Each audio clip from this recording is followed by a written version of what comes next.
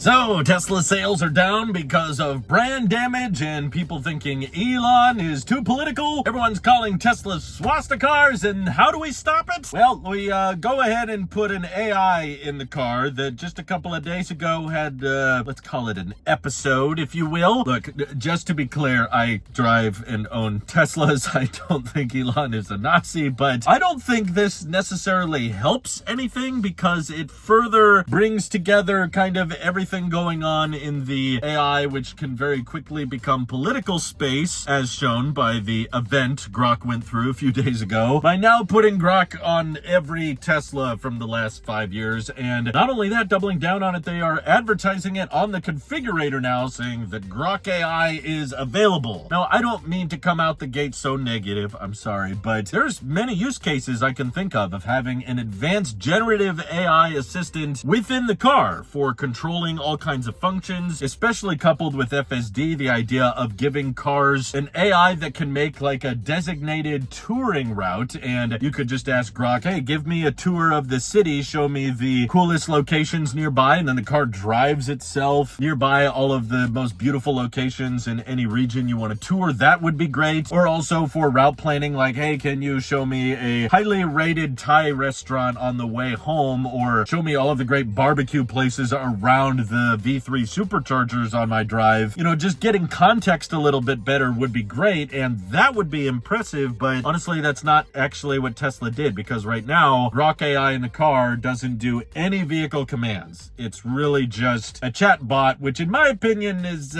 kind of party tricky. It's kind of gimmicky because it's really not that different from just connecting your phone to Bluetooth in the car and just using ChatGPT or using Gemini or using Grok and just using it to answer questions as you're driving. And I suppose that might be somewhat useful, but to me at least it was kind of cringy because their example that they posted online was some like very raunchy, very inappropriate, not family-friendly answer of how Grok would take out Optimus on a date. And it just made me think, okay, you know, you're trying to sell at the millions of units and you're trying to make a 6-seater Model Y, which is hopefully getting announced soon, so that the Model Y is better for families, while simultaneously advertising features that are very much catering to the, you know, tech bro, yo, this thing is so R-rated, I love it, by showcasing that Grok has unhinged mode in the car. Hopefully it has a way of detecting car seats in the back and like, hey, don't talk like that when my kids are around, because that could get cringy pretty fast. But yeah, I have hopes for Grok in the long run becoming more useful, especially when it comes to routing and, like I said, tour guide informations, or even charging or climate control things. If I could tell Grok to cool the cabin but progressively like raise the temperature overnight so that I don't wake up overheating in the middle of car camping. We've had that kind of happen. So if I could get more precise about scheduling the charge limits or when to precondition the battery for fast charging, and I just could do that through a generative AI assistant, that would be pretty interesting. But just asking it random questions as I'm driving, personally, I don't find that very applicable. And I think that as far as the brand damage is concerned, putting Grok AI on the configurator is probably not going to help move inventory that much. The tax credit going away is likely going to have a bigger impact on how many people decide to buy a Tesla now rather than later, because they know that $7,500 is going away. But I think there's a very high likelihood Tesla prices are going to come down after September 30th with more affordable models, and Tesla probably just being willing to take a bit of a margin hit so that the price jump is not as drastic. I'm not saying they're going to lower prices by $7,500, but they might lower it by $5,000 so that it doesn't feel as massive as a difference quarter over quarter. That's just my guess, but overall at this point, I don't think anybody can really easily argue that Elon's involvements with politics and Elon finding a way to tick off the Democratic and Republican Party simultaneously has zero impact on Tesla sales, because unfortunately, whether we like it or not, Elon has taken credit now and said that our current president is only the president because of him. And so now anything bad the president does, a lot of Democrats are probably going to put that on Elon and say, well, that's because of him. That's the whole reason our current president is in power. And that's not a good brand association. That's why you'll notice the CEOs of most other automotive companies try to stay politically neutral as much as possible. They will take compliments from the president when they can, but they definitely aren't as outspoken as Elon, and they definitely won't occupy positions at the White House while simultaneously being the CEO. So personally, from a